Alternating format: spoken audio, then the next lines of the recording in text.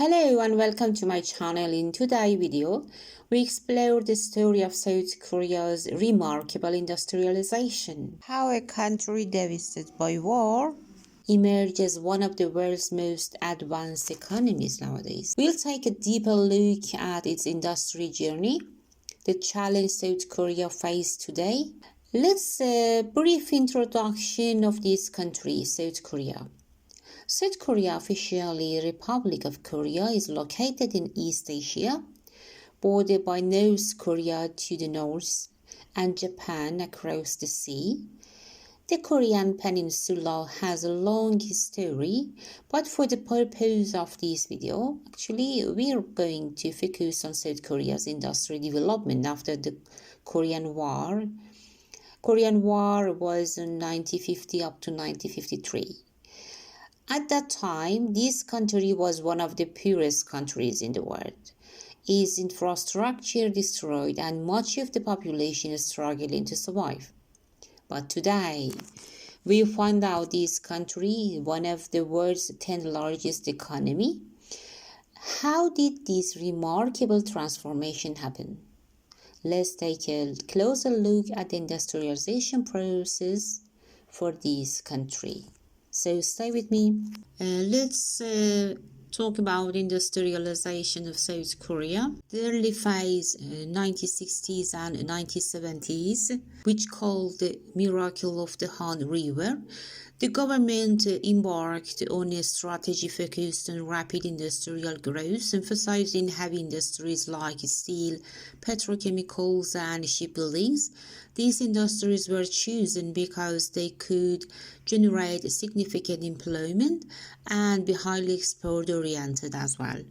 The government didn't just guide the economy, it actively intervened in market and providing subsidies, directing resources, and establishing a strict export target for industries. So this state-led capitalism model allows South Korea to grow rapidly while remaining competitive globally. At this stage, this country development relied on major infrastructure projects such as highway, port, and power plant.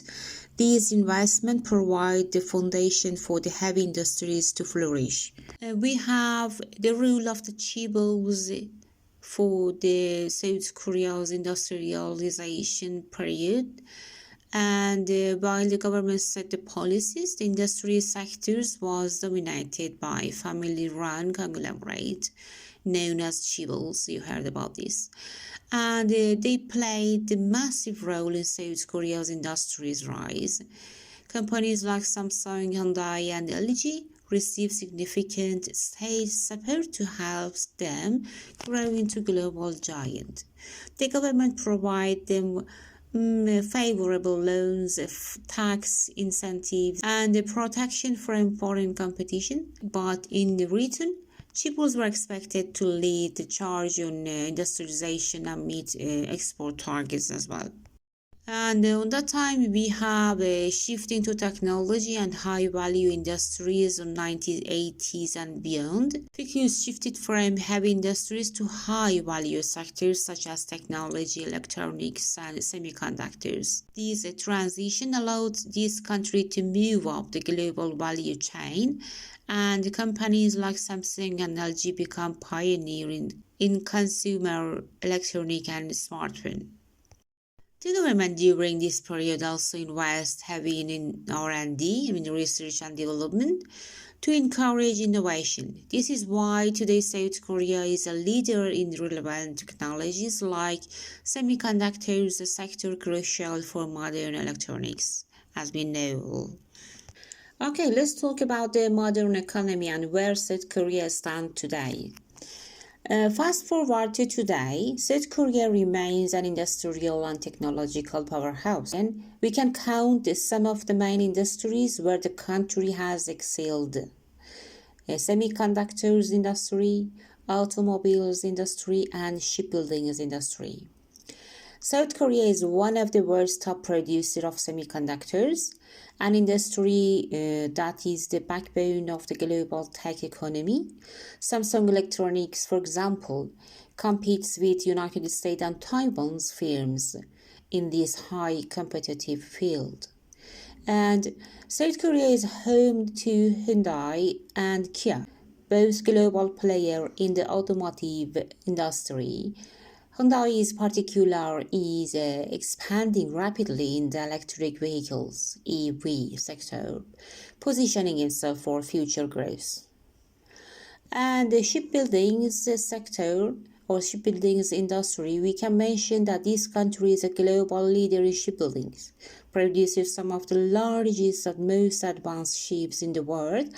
And this sector was a key part of the country's industrial development in the 20th century and remains significant today as well. Okay, so let's continue with the current challenges facing nowadays South Korea. We can divide it in three main parts. First of all, aging population.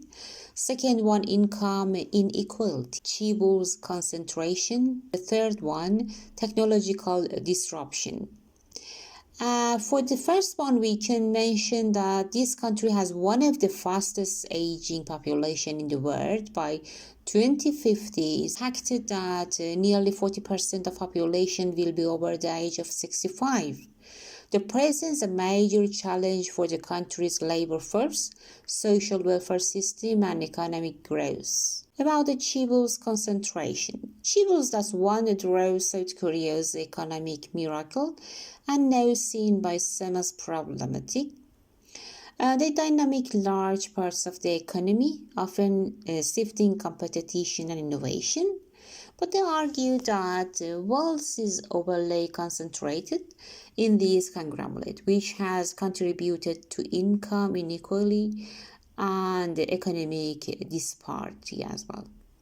And for the third one, the challenge that South Korea is facing is technological disruption. Although this country is a global leader in technology, it faces a strong competition, especially from China, as industry involved with new technologies like artificial intelligence, robotics, and green energy.